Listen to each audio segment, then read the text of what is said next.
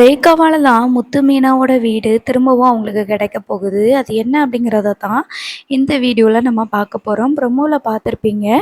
அதாவது நம்ம முத்து வந்துட்டு முழு பணத்தையும் ரூ. 38,00,000 ஃபுல் பணத்தையும் ரெடி பண்ணுறதுக்காக முத்து வந்துட்டு ஃபர்ஸ்ட் வேலை பார்த்துட்டு இருந்த அவங்க கார் ஓனர் கிட்ட தான் வந்து சொல்லியிருப்பாரு. அதாவது அந்த கார் எல்லாத்தையுமே வந்து அவர் தான் குடுத்திருந்தாரு நம்ம முத்துவுக்கு. அத வச்சு தான் வண்டி எல்லாத்தையுமே சரி பண்ணி ஒரு ட்ராவல்ஸ் மாரி ஆரம்பிச்சிருக்கிறாரு. ஸோ ஏற்கனவே இந்த ஃபினான்சியர் வந்து ஏற்கனவே நம்ம முத்துவுக்கு வந்து காசு குடுத்தவங்க தான். அது போக இந்த விஜயா வந்து ஒருக்க வீட்டு பத்திரத்த அடகு வச்சு ரூ. 10,00,000 பணத்த வாங்கி ரோஹிணிக்கு பார்லர் விக்கிறதுக்கு ஸ்டார்ட்டிங்ல குடுத்தாங்கல்ல, அந்த ஃபைனான்சியர் தான் இவரு.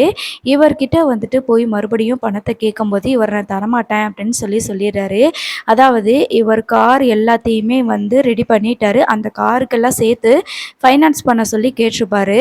பட் அவர் வந்துட்டு உன்னைய நம்பிலாம் நான் குடுக்க முடியாது. ஏற்கனவே உனக்கு எனக்கு தகராறு இருக்குது அப்படின்ற மாதிரி சொல்லியிருக்கிறதுனால, இப்ப என்ன பண்றாங்கன்னா, அது எல்லாமே வந்து அவரோட கார் தானே, பழைய ஓனரோட கார் தானே.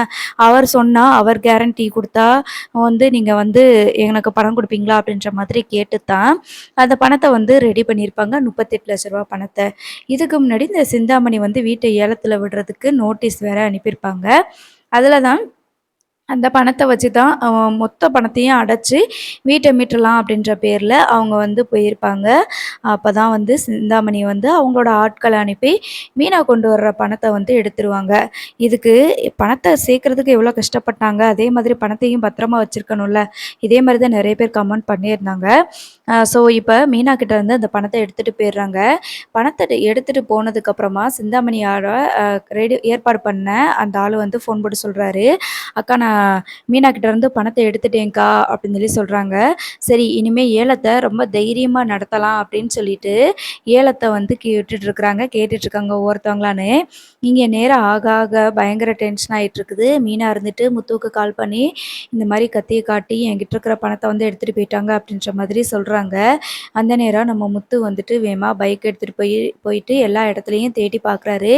எங்க இருந்து முதல்ல எப்படி போனாங்க அப்படின்னு சொல்லிட்டு ஒவ்வொன்றா தேடி பார்த்துட்ருக்காரு. இன்னொரு பக்கம் வீட்டை ஏலத்துக்கு இடுறதுக்கான வேலைகள்லாம் நடந்துட்டுருக்கு. ஒவ்வொருத்தவங்களும் மாற்றி மாற்றி ஏலம் கேட்குற மாதிரி கேட்டுட்ருக்குறாங்க.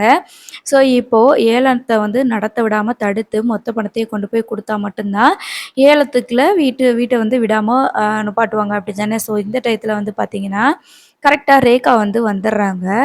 அப்போ தான் இந்த விஷயம் வந்து ரேகாவுக்கு தெரிய வருது. சத்யா அப்புறம் எல்லாருமே ஆளுக்கு ஒரு பக்கம் தேடிட்டுருக்குறாங்க. அப்போ தான் ரேகாவுக்கு இந்த விஷயம் தெரிய வந்ததுனால, கண்டிப்பாக இது எங்கள் அம்மாவோட வேலையாக தான் இருக்கும், எனக்கு நல்லாவே தெரியும் அப்படின்னு சொல்லிட்டு ரேகா வந்து கொஞ்சம் பணத்தை வந்து சத்யா கிட்ட கொடுக்குறாங்க. சத்யா கிட்ட கொடுத்து இந்த ரூ. 38,00,000 பணத்தை உங்கள் அக்கா கிட்ட கொடுத்துருங்க அப்படின்னு சொல்லிட்டு கொடுக்குறாங்க. வேண்டாம் ரேகா, இதனால் உனக்கு ஏதாவது பிரச்சனை வந்துட போகுது அப்படின்னு சொல்லி கேட்கும்போது, இது எல்லாமே எங்கள் அம்மாவோட வேலை தான் எனக்கு நல்லாவே தெரியும். ஏன்னா எங்கள் அம்மா பிளான் பண்ணது எனக்கு நல்லாவே தெரியும். அதனால் நீங்கள் போய் இந்த பணத்தை முதல்ல உங்கள் அக்கா கிட்ட கொடுங்க கிடச்சிருச்சுன்னு சொல்லி அப்படின்னு சொல்லி சொல்கிறாங்க. ஸோ நம்ம சத்யாவும் அந்த பணத்த கொண்டு வந்து மீனா கையில வந்து குடுக்குறாங்க. "அக்கா பணம் கிடைச்சிருச்சு. இது எப்படி கிடைச்சிச்சுன்னு சொல்லிட்டு நான் அப்புறம் சொல்றேன். முதல்ல நீ போயிட்டு இந்த பணத்த கட்டி வீட்ட எப்படியாவது ஏலத்துலருந்து வெளியில எடுக்கிறதுக்கு பாருங்க" அப்படின்னு சொல்லவுமே, முத்து இருந்துட்டு "எப்படி சத்யா? எப்படி கண்டுபிடிச்ச?" அப்படின்னு சொல்றாங்க. "இதெல்லாம் பேசுறதுக்கு நேரம் இல்ல மாமா. நீங்க அங்க போங்க. அதுக்கு முன்னாடி வீட்ட ஏலத்துல எடுத்தாலும் எடுத்துருவாங்க" அப்படின்னு சொல்லிட்டு கரெக்ட்டா ஏலத்துல சிந்தாமணி எடுத்து ஃபைனல் பண்ணும்போது கரெக்ட்டா இவங்க போய் இறங்கிடுறாங்க. வீட்டுக்கு உண்டான பேலன்ஸ் ரூ. 38,00,000 பணத்தையுமே கட்டிர்றாங்க. கட்டுனதுக்கு அப்புறமா அந்த வீட்ட வந்து ஏலத்துல விட முடியாது இல்லையா? இத தான் வந்து அடுத்த அதிகாரிகள்லாம் பேசி பேலன்ஸ் பணத்த கட்டிட்டாங்க அப்படின்னு சொல்றாங்க. சிந்தாமணிக்கு என்ன பண்றதுன்னு ஒண்ணுமே புரியல. இது என்னடா கொடுமையா இருக்குது. நம்ம வந்து எப்படியாவது வீட்ட வந்து நம்ம ஏலத்துல எடுத்துடலாம்னு சொல்லி பார்த்தோம்னா, இவ என்னடா பணத்த கொண்டு வந்து குடுத்துருக்கான்னு சொல்லிட்டு வேகமா அந்த பணத்த மீனா கிட்ட இருந்து திருடிட்டு போனவங்களுக்கு கால் பண்ணி கேட்குறாங்க. "என்னடா பண்ணி வச்சிருக்கிறீங்க? பணத்த ஒழுங்கா உருப்படியா உங்களுக்கு வச்சிருக்க தெரியாதா?" அப்படின்னு சொல்லிட்டு திட்டுறாங்க. "என்னக்கா சொல்ற அக்கா? நீங்க சொன்ன மாதிரி பணத்த நாங்க தானக்கா வச்சுட்ருக்கோம். மீனா கிட்ட இருந்து அடிச்ச பணம் எங்க கையில தான் இருக்கு" அப்படின்னு சொல்லி சொல்றாங்க. "என்னடா சொல்ற? பணம் உன்கிட்ட இருக்கா?" அப்படின்னு சொல்லிட்டு கேட்கும்போது, "ஆமாக்கா, மீனா கிட்ட இருந்து எடுத்த பணம் என்கிட்ட தான்க்கா இருக்குது. என்னக்கா இப்படி சந்தேகப்பட்டுட்டு இருக்கிற? நான் எதுக்குக்கா குடுக்க போறேன்? நீ எங்க வரணும்னு சொல்லுக்கா. உன்கிட்ட வந்து இந்த ரூ. 38,00,000 பணத்த நான் குடுத்துர்றேன்க்கா" அப்படின்னு சொல்லிட்டு, அ அவன் அதாவது சிந்தாமணி ஏற்பாடு பண்ண ஆள் வந்து சொல்றாங்க. மீனா ஏற்பாடு பண்ண ரூ. 38,00,000 பணம் அப்ப நம்ம கையில இருக்கும்போதே, இவ்வளோ பணம் ஒரே 1 மணி நேரத்துக்குள்ள எப்படி இவங்களுக்கு கிடைச்சுச்சு? அப்படின்னு சொல்லிட்டு யோசிச்சுட்டு இருக்கிறாங்க. அதுக்கப்புறமா வீட்ட ஏலத்துல விடுறதுக்காக கோர்ட்லேருந்து வந்த ஆஃபீசர்ஸ் எல்லாருமே இந்த பணத்த வாங்கிட்டு, சில அ ஃபார்ம்லலாம் சைன் வாங்கிட்டு, அந்த வீட்டு பத்திரத்த வந்து மறுபடியும் முத்து மீனா கையிலேயே வந்து குடுக்குறாங்க. அத வந்து நம்ம அண்ணாமலை அப்பா கையில வந்துட்டு விஜயா, அண்ணாமலை அப்பா கையில வந்து முத்துவும், மீனாவும் குடுக்க சொல்றாங்க. ஸோ, அவங்க கிட்ட வந்து அந்த பத்திரத்த குடுத்துர்றாங்க. அதுக்கப்புறமா இந்த வீட்ட ஏலத்துல விட முடியாது. அந்த வீட்டுக்கு சொந்தக்காரங்க வந்துட்டு அந்த மொத்த பணத்தையும் கட்டிட்டாங்க அப்படின்ற மாதிரி சொல்லும்போது, உடனே நம்ம சிந்தாமணி கிட்ட போயிட்டு விஜயா வந்து சொல்றாங்க, "நீ எப்படியெல்லாம் ஆட்டமா ஆடுன, இந்த வீட்ட மீட்க முடியாதுன்னு சொல்லிட்டு. பாத்தீல நாங்க மொத்த பணத்தையும் ரெடி பண்ணி வீட்ட மீட்டுட்டோம்" அப்படின்னு சொல்லிட்டு இருக்கிறாங்க. அதுக்கப்புறமா நம்ம மீனா இருந்துட்டு, "நீ எவ்வளோதான் இது பண்ணாலும் எங்கள அழிக்கவே முடியாது. உன் திட்டம் எதுவுமே எங்கள வந்து ஒண்ணும் செய்யாது. நேர்மையா இருக்கிறவங்களுக்கு எந்த ஆபத்தும் வராது." அப்படி இப்படின்னு சொல்லிட்டு சில டயலாக்லாம் சொல்றாங்க. "இன்னும் அதிகமா முயற்சி பண்ணு. நீ முயற்சி பண்ண தான் எங்களுக்கு எதிரா நீ ஏதாவது பிளான் பண்ணி பண்ணிட்டுருக்கும்போது தான், எங்களுக்கு நீ கெடுதல் நினைக்கும்போது தான், இத விட இன்னும் நாங்க பெட்டரா ஆகணும் அப்படின்னு சொல்லிட்டு முயற்சி எடுத்துட்டே இருக்கிறோம். ஒவ்வொரு நாளும் எங்களோட வாழ்க்கையில நாங்க உயர்ந்துகிட்டு தான் இருக்கிறோம். உன்னைய மாதிரி எதிரிகள் இருக்கிறது வரைக்கும் நாங்க நல்லா சம்பாரிச்சு தான் இருப்போம் போல இருக்குது." அப்படின்ற மாதிரி நம்ம முத்துவும் சொல்றாரு. இவங்களுக்கு பணம் எப்படி இவங்க கைக்கு கிடைச்சுச்சு? நம்ம தான் இந்த பணத்த நம்ம தானே வச்சிருக்கிறோம் அப்படின்னு சொல்லிட்டு வேகமா சிந்தாமணி அங்கருந்து ரொம்ப அவமானப்பட்டு கிளம்பி போயிடுறாங்க. ஆக்சுவலா இந்த வீட்ட சீல் வைக்கும்போது சிந்தாமணி நினச்சிருப்பாங்க, எல்லாருமே என் கால்ல விழுந்து கெஞ்சணும், அத நான் பார்க்கணும், ரசிக்கணும் அப்படிலாம் நினச்சிட்டு இருந்தாங்க. இப்ப அவங்க எல்லாருக்கும் முன்னாடியும் அந்த சீல் வச்சத வந்துட்டு கோர்ட்லேருந்து வந்த ஆஃபீசர்ஸ் எல்லாமே ஓப்பன் பண்ணி விடுறாங்க. மொத்த குடும்பமும் ரொம்ப ஜாலியா வந்து வீட்டுக்குள்ள போறாங்க. இத வந்து சிந்தாமணி பார்த்து வயித்தெரிச்சல் அடையிற மாதிரி சீன்ஸ்லாம் கொண்டு போறாங்க. அதுக்கப்புறமா சிந்தாமணி அங்கருந்து கிளம்பி போயி, அந்த ஆட்கள் கிட்ட வந்துட்டு வீட்டுக்கு வர சொல்லி அந்த பணத்த வந்து பார்க்குறாங்க. "இதான்க்கா நீ வந்து இதான்க்கா நான் மீனா கிட்ட இருந்து எடுத்த பணம். இது மொத்த பணமும் என் கையில தானக்கா இருக்குது. அவங்களுக்கு எப்படி பணம் கிடைச்சுச்சுன்னு எனக்கு தெரியாதே!" அப்படின்ற மாதிரி சொல்றாங்க. கடைசி நேரத்தில யாரோ பணத்த குடுத்து உதவி இருக்கிறாங்க. இல்லைன்னா, இந்த வீடு என் கைக்கு வந்திருக்கும். ச்சே! இந்த மொத்த பணத்தையும் குடுத்தது யாருன்னு தெரியல. ரூ. 38,00,000 பணத்த 1 மணி நேரத்தில யார் குடுத்துருப்பா? அப்படி இப்படின்னு சொல்லிட்டு சிந்தாமணி புலம்பிட்டு இருக்கிற நேரமா பார்த்து ரேகா வந்து வராங்க.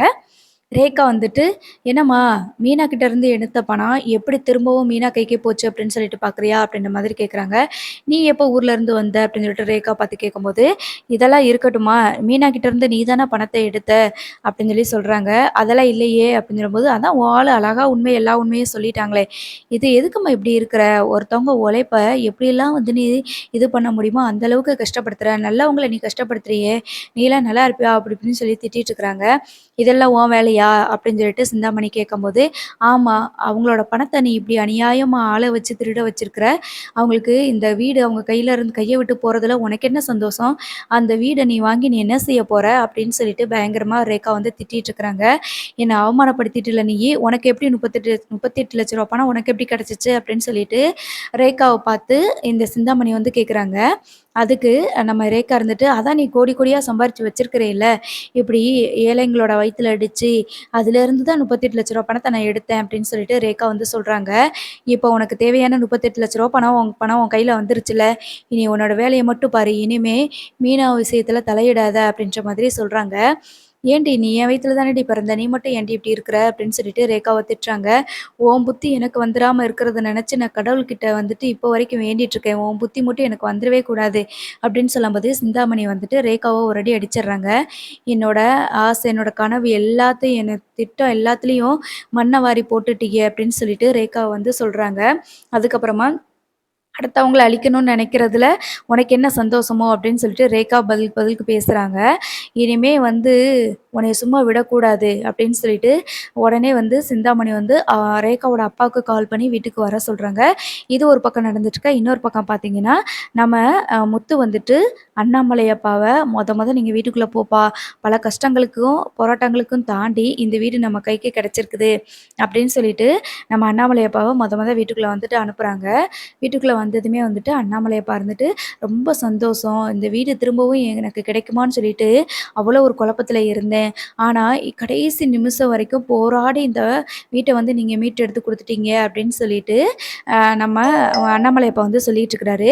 ஸோ இந்த டைம் பார்த்தீங்கன்னா, விஜயா இருந்துட்டு, "நீ தான் பணம் திருடு போச்சுன்னு சொன்னீலடி, எப்படி கிடைச்சுச்சு?" அப்படின்னு சொல்லி கேட்கும்போது, "சத்யா தான் வந்து குடுத்தான் அந்த பணத்த" அப்படின்ற மாதிரி சொல்றாங்க. "அவன் வேற எங்கேயாவது திருடிட்டு வந்திருப்பானா?" அப்படின்னு சொல்லி கேட்கும்போது, "என்னத்த நீங்க இப்படி பேசிட்டு இருக்கீங்க?" அப்படின்னு சொல்லிட்டு அந்த மீனா வந்து கோவப்படுறாங்க.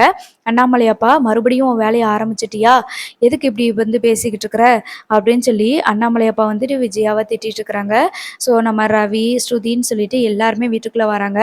அப்பதான் இந்த மனோஜ் வீட்டுக்குள்ள வந்ததுக்கு அப்புறமா தான் அதுக்கப்புறம் தான் வரவே செய்றாங்க.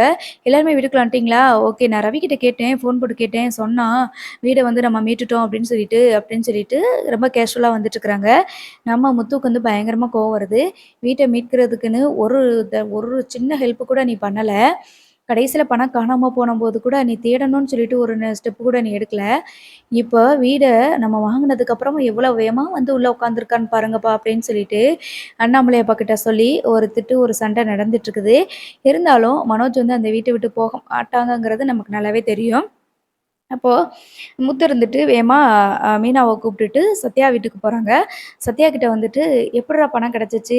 எங்க போய் எடுத்த? அப்படி எப்படி உனக்கு அவங்கள தெரிஞ்சுச்சு? எப்படி கண்டுபிடிச்ச?" அப்படின்ற மாதிரி ஒண்ணு ஒண்ணா கேட்டுட்டு இருக்கிறாங்க. அது மட்டும் இல்லாம, மீனா வந்து, "இத்தன நாளா என் மாமியார், மாமனார்ன்னு சொல்லிட்டு இங்க எல்லாரையுமே நல்லபடியா பார்த்துக்கிட்டேம்மா. ரொம்ப சந்தோஷம்." அப்படின்னு சொல்லி சொல்றாங்க. "என்ன மீனா சொல்ற? என்னதான் இருந்தாலும் அவங்களும் என் குடும்பம் தானே." அப்படின்னு சொல்லி சொல்லிட்டு இருக்கும்போது, முத்து இருந்துட்டு, "எங்க வீட்ல எங்க அம்மா வந்து ஏதாவது 1, 2 ஏதாவது பேசியிருப்பாங்க உங்கள காயப்படுத்துற மாதிரி. கண்டிப்பா. அதெல்லாம் மனசுக்குள்ள வச்சுக்காதீங்க." அப்படின்னு சொல்லி சொல்றாங்க. "நான் தான் மாப்ள ஃபர்ஸ்ட்டு மன்னிப்பு கேட்கணும். சம்மந்தி அம்மா வீட்ல வந்து இருக்கும்போது, நான் தான் தேவையில்லாம இந்த மாதிரி வெளியில சொல்லியிருக்க கூடாது. என்னதான் இருந்தாலும் நம்ம வீட்ல நடக்கிறத 3வது ஆட்கள் கிட்ட சொல்றது தப்பு தானே!" அப்படின்னு சொல்லி சொல்லும்போது, "சரி விடுங்க அத்த. எல்லாருமே கேட்கும்போது எதிர்ச்சியா சொல்றது தானே! பரவால்ல. அதனால என்ன? நீங்க என்ன இல்லாததா சொன்னீங்க? உண்மைய தானே சொல்லியிருக்கீங்க." அப்படின்ற மாதிரி முத்து சொல்றாங்க. "இருந்தாலும் நான் அப்படி சொல்லக்கூடாது மாப்ள. என்னைய பத்தி நீங்க எங்கேயாவது வெளியில போய் ஏதாவது சொல்லியிருப்பீங்களா? சொல்லியிருக்க மாட்டீங்கல்ல. சொல்லவும் மாட்டீங்கல்ல. ஆனா, இந்த மாதிரி நான் சொன்னது தப்பு தானே!" அப்படின்ற மாதிரி அவங்க பேசிட்டு இருக்கும்போது, "சரி அதெல்லாம் விடுங்க அத்த. சத்யா கிட்ட கேட்கறதுக்கு தான் வந்தோம். எப்படி கிடைச்சுச்சு உனக்கு?" அப்படின்னு சொல்லி கேட்கும்போது, ரேகா வராங்க. ரேகா வந்துட்டு, "நான் தான் அந்த பணத்த குடுத்தேன்." அப்படின்னு சொல்லி சொல்றாங்க. உடனே சந்திரா வந்துட்டு, "வாம்மா" அப்படின்னு சொல்லிட்டு உள்ள கூப்பிட்டு பேசுறாங்க. "என்னது இது ரூ. 38,00,000 பணத்த நீங்க குடுத்தீங்களா? எப்படி?" அப்படின்னு சொல்லிட்டு கேட்குறாங்க. உடனே ரேகா இருந்துட்டு, "நான் தான் அந்த பணத்த குடுத்தேன். எனக்கு தெரியும். மீனா கிட்ட இருந்து பணத்த எடுத்தது வேற யாரும் இல்ல. எங்க அம்மா தான் அந்த பணத்த எடுத்திருக்காங்க." அப்படின்னு சொல்லி சொல்றாங்க. "எனக்கு தெரியும். உங்க அம்மாவோட வேலையா தான் இருக்கும்னு எனக்கு தெரியும்." அப்படின்னு சொல்லிட்டு நம்ம முத்து வந்து சொல்லிட்டுருக்குறாங்க. "ஆமா. அதனால தான் இந்த விஷயத்த கேள்விப்பட்டு தான் நான் வந்து எங்க அம்மாகிட்டருந்து பணத்த எடுத்து உங்களுக்கு குடுத்தேன்." அப்படின்னு சொல்லி சொல்றாங்க. "நீ மட்டும் சரியான நேரத்தில பணத்த குடுக்கல அப்படின்னா, எங்க வீடு என் கைய விட்டு போயிருக்கும்." அப்படின்னு சொல்லிட்டு மீனா வந்து ரேகா கிட்ட ரொம்ப நன்றி அப்படின்ற மாதிரி சொல்றாங்க. "கவலைப்படாதீங்க. இந்த குடும்பத்திலேருந்து என்னைய பிரிச்சிறாதீங்க. நானும் இந்த குடும்பத்தில ஒரு ஆளு தான். உங்க எல்லாருக்குமே பிரச்சனை அப்படின்னா, எனக்கும் அது பிரச்சனை தானே. நீங்க எல்லாரும் சந்தோஷமா இல்லாம ரொம்ப கவலையோட இருக்கும்போது, நான் மட்டும் எப்படி சந்தோஷமா இருப்பேன்? உங்களுக்கு ஒரு பிரச்சனைனா, அது எனக்கும் தானே!" அப்படின்னு சொல்லிட்டு சொல்றாங்க. "இல்ல இதனால உங்க அம்மா இப்போ உன் மேல கோவமா இருப்பாங்கல்ல?" அப்படின்னு சொல்லிட்டு நம்ம முத்து வந்து கேட்குறாங்க. "ஆமா கோவமா தான் இருக்கிறாங்க. என்னைய கூப்பிட்டு அடிக்கவும் செஞ்சாங்க. அ ஆனாலும் அவங்க பண்ணது தப்பு தானே!" அப்படின்னு சொல்லிட்டு நம்ம ரேகா வந்து சொல்றாங்க. "பரவால்ல. உங்க அம்மா எப்படி இருந்தாலும், நீ வந்து நல்லா வளர்த்துருக்காங்க உன்னைய. நல்ல பிள்ளையா இருக்கிற நீயி. உன்னோட குணமும் நல்லா இருக்குது. பணக்கார வீட்டு பொண்ணுங்க பொதுவா இப்படி இருக்க மாட்டாங்க. ஆனா நீ ரொம்ப நல்ல பொண்ணா இருக்கிற." அப்படின்ற மாதிரி நம்ம முத்து வந்து சொல்லுவாங்க. அதுக்கு என்னைய எங்க அம்மா ஒண்ணும் வளர்க்கல. ஹாஸ்டல்ல தான் நான் வளர்ந்தேன். சின்ன வயசுலேருந்தே எங்க அப்பாவுக்கும், எங்க அம்மாவுக்கும் பிடிக்காது. பெருசா எனக்கு எந்த அன்பும் கிடைச்சது கிடையாது. அதனாலயோ என்னமோ, நான் வந்து ஹாஸ்டல்ல வளர்ந்ததுனாலயோ என்னமோ, எனக்கு வந்து இந்த மாதிரி பணத்து ஆசை அப்படி இப்படின்னு எதுவுமே இருந்தது கிடையாது. நான் எப்பயுமே என்னைய சுத்தி நிறைய பணங்கள் இருக்க தான் செய்யும். ஆனா பணத்த வச்சு நம்ம அன்ப வாங்க முடியாது இல்லையா? அப்படின்ற மாதிரி சொல்லிக்கிட்டு இருப்பாங்க. சரி இப்போ உங்க அம்மா கண்டிப்பா உன் கூட வந்து சண்டை போட்டுருப்பாங்கன்னு எனக்கு நல்லாவே தெரியும். இதுக்கப்புறம் நீ எப்படி சமாளிக்க போற? அப்படின்னு சொல்லி சொல்லுவாங்க. எப்படினாலும் சமாளிச்சு தானே ஆகணும். இன்னமும் எங்க அம்மாவுக்கு என் மேல கோவம் அதிகமா இருக்கும். அப்படின்னு சொல்லி சொல்றாங்க. சரி நீ ஹைதராபாத்லேருந்து எப்படி வந்த? எப்போ வந்த? அப்படின்ற மாதிரி நம்ம மீனா வந்து கேட்குறாங்க. சத்யாவுக்கும் தெரியாது. எங்க வீட்ல இருக்கிறவங்களுக்கு தெரியாது. எங்க அம்மா, அப்பாவுக்கு கூட தெரியாது நான் இங்க வர்றது. அவங்களுக்கு தெரியாம தான் நான் வந்தேன். சத்யா வந்து ஃபோன்ல நடந்த விஷயங்கள நெறைய சொல்லிக்கிட்டு இருந்தாங்க. ஸோ இந்த நேரத்தில நம்ம கூட இருக்கணும்னு சொல்லி நெனச்சேன். எங்க அம்மா ஏதாவது பிளான் பண்ணுவாங்கன்னு எனக்கு தெரியும். அதனால தான் அவங்க கிட்ட சொன்னா என்னைய இங்க வர விட மாட்டாங்க. அதனால தான் அவங்க கிட்ட சொல்லாம வந்தேன் அப்படின்னு சொல்லிட்டு ரேகா பேசிக்கிட்டு இருப்பாங்க. ஸோ இப்படியெல்லாம் நடந்துட்டுருக்கோம். இப்போ நம்ம அண்ணாமலை அப்பா வந்துட்டு வீட்டோட பத்திரத்த வந்து முத்து மீனா கையில குடுத்து, "இந்த வீட்டு பத்திரம் இனிமே உங்களோடது. உங்ககிட்ட தான் இருக்கணும்." அப்படின்னு சொல்லுவாங்க. விஜயாவுக்கு பயங்கரமா கோவம் வரும். இது எல்லாமே நம்ம லாஸ்ட் வீடியோல சொல்லியிருப்போம். ஆனாலும் நம்ம அண்ணாமலை அப்பா இருந்துட்டு, இதுக்கு முன்னாடி விஜயா எப்படி வீட்டு பத்திரத்த வச்சு, அந்த அ அடகு வச்சு ஃபைனான்சியர்ட்ட பணத்த வாங்கி, ரோகிணிக்கு பார்லர் வைக்கிறதுக்கு குடுத்தாங்களோ, அதே மாரி தான் இப்போ மனோஜுக்கு செய்றதுக்காக வீட்டு பத்திரத்த அடகு வச்சு, இப்ப வீடே கைய விட்டு போற நிலைமைக்கு போயிருச்சு. இனிமேலும் இவள நம்ப முடியாது. நம்ம இருக்கிற வரைக்காவது இந்த வீடு எனக்கு வேணும் அப்படின்னு சொல்லிட்டு, நம்ம அண்ணாமலை அப்பா வந்து சொல்லுவாங்க. ஸோ, அதனாலேயே அது மட்டும் இல்ல, இந்த வீட்ட மீட்கிறதுக்கு முத்து தான் ரொம்ப பாடுபட்டாப்ல. அதனால அவனுக்கு மட்டும் தான் இந்த வீடு அவன்ட்ட மட்டும் தான் இந்த பத்திரம் இருக்கணும்.